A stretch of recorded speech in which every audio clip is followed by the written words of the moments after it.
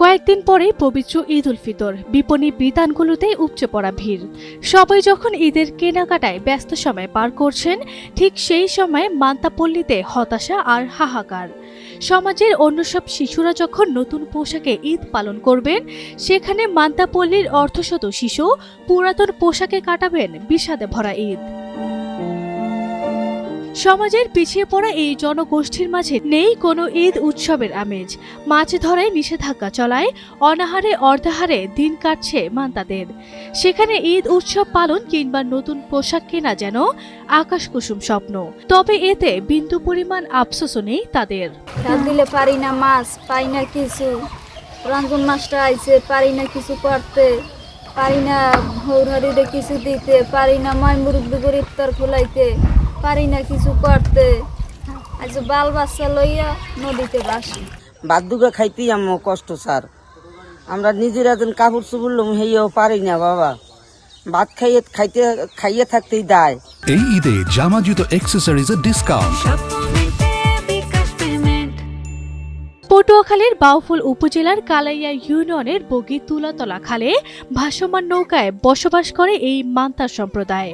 প্রায় 150 নৌকায় 250 মান্তা বসবাস করেন। নৌকায় জন্ম নেয়া মান্তাদের পুরো জীবনটাই কাটে পানিতে। তেতুলিয়া নদীর মাছ শিকার করে তারা জীবিকা নির্বাহ করে। মন চাইলেও শিশুদের মুখে হাসি ফোটাতে পারেন না এই পল্লীর মা বাবারা। নিয়তির এই কষ্ট তারা মেনে নিয়ে বছরের পর বছর পার করছেন। আমরা না নদীতে ভাসি, আমরা কোনো কামাই রুজি নাই, আমরা জামা কাপড় কিনতে পাই না, আমরা পুরান তেমিন না নামু আর করার কিছু নেই। আমাকে তো আল্লাহ কটা মাছ দিত, তো আমরা জামা কাপড় বানাইতে দিতাম, আমাকে কোনো কিছু নাই। নদীতে মাছ পোনা নাই, আমরা নতুন জামা কাপড় কিনতে পাই না, আমরা পুরনটা কিনে করবো। প্রশাসনের পক্ষ থেকে মান্তা সম্প্রদায়ের মানুষের মাঝে ঈদ উপহার হিসাবে খাদ্য সহায়তা চাল বিতরণ করা হবে বলে জানান উপজেলা নির্বাহী কর্মকর্তা।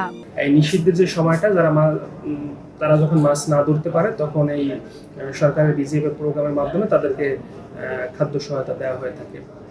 তো এটি একটা সরকারের পক্ষ থেকে একটা ভালো সাপোর্ট, যার ফলে আমাদের মৎস্য উৎপাদনও যেভাবে বৃদ্ধি পাবে, পাশাপাশি এটার উপর নির্ভরশীল যে জেলে তারাও যাতে জীবন নির্বাহ করতে পারে সেই সুব্যবস্থা করা হচ্ছে।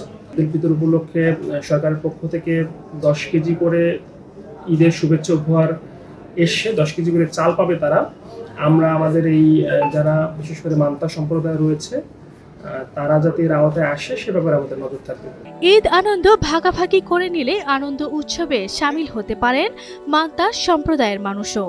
তাই তাদের পাশে থাকার আহ্বান সচেতন মহলের। এই ঈদে জামা জুতো অ্যাক্সেসরিজের ডিসকাউন্ট।